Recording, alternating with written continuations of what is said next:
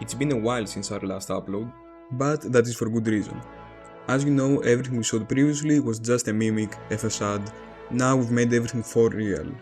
For game mechanics, that is. The levels are still a work in progress, but we remade the last one in the real project even though it's still not completely finished. So let's begin with what we've done in the last month or so. Hello, my name is Elias, and the last couple of months I was not working on the project because I was getting ready for the Panhellenics. So I said to James to do a quick draft of the movement system and to make a level for testing. Once I was done with my exams, I started working at the project as the main programmer and I've made some interesting systems that work for multiplayer, so let's get into them. Starting with the glider. Once the glider opens, gravity gets reduced to 0.5 and we add a small downwards force to make the character slowly fall. When we want to move left, we simply add a force pushing us to that direction and we are doing the same for going right. You can see that all active forces combined always point a bit downward to keep you slowly losing altitude. You can counter the downward force by using different items that have the ability to boost you upwards. Then we have sliding. It works like this. Once you start sliding, we just get the player speed and start reducing it using a timeline to make it transition smoother. I also updated the wall jump mechanic to make it feel faster than the previous one by preserving all forward speed and translating some of it to upward momentum. This keeps the transition from running to wall jumping seamless. That was everything from me. Obviously, there are many other things that I haven't shown here, but I chose the most interesting ones.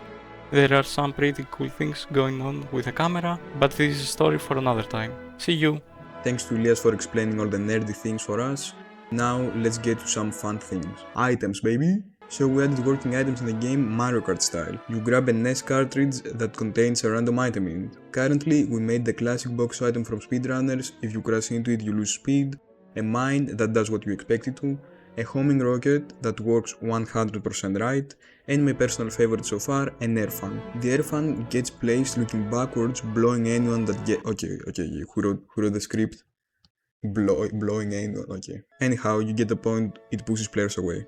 We are planning to add way more items to the game, and as always, we would love to get any suggestions in the comments. Gameplay. We want to achieve a high skill ceiling while keeping the game playable even if you've never held an electronic device before. And I'm pretty confident that we've already achieved that. With the addition of the glider, the game has gotten way deeper, and the fact that we try to preserve as much momentum as possible really opens up the possibilities for crazy movement tech. So if you are worried about cool movement tricks that will be hard to perform like our friend I'm not even gonna try to pronounce that name, then don't worry at all, since the game is already fun and deep as is. Here are some simple examples of the cool mechanics that you can do. Hitting your head in slopes on the ceiling boosts you like in speedrunners. Choosing when to open and close your glider for optimal speed gain. Opening your glider while wall jumping. Using items like mine in conjunction with the glider to travel faster and farther. And many more things that you can find. This is the cool thing with physics-based games. We didn't even program all of these cool mechanics on purpose. We just let you manipulate a bunch of forces on the character and cool things happen. Obviously, if anyone finds a game-breaking bug that ruins the game, it has to be fixed. But when talking about smaller things that you can consistently pull off with a bit of training that gives you an advantage over noobs, then why not keep it? Surprisingly, most really good video games have these features that come from bugs.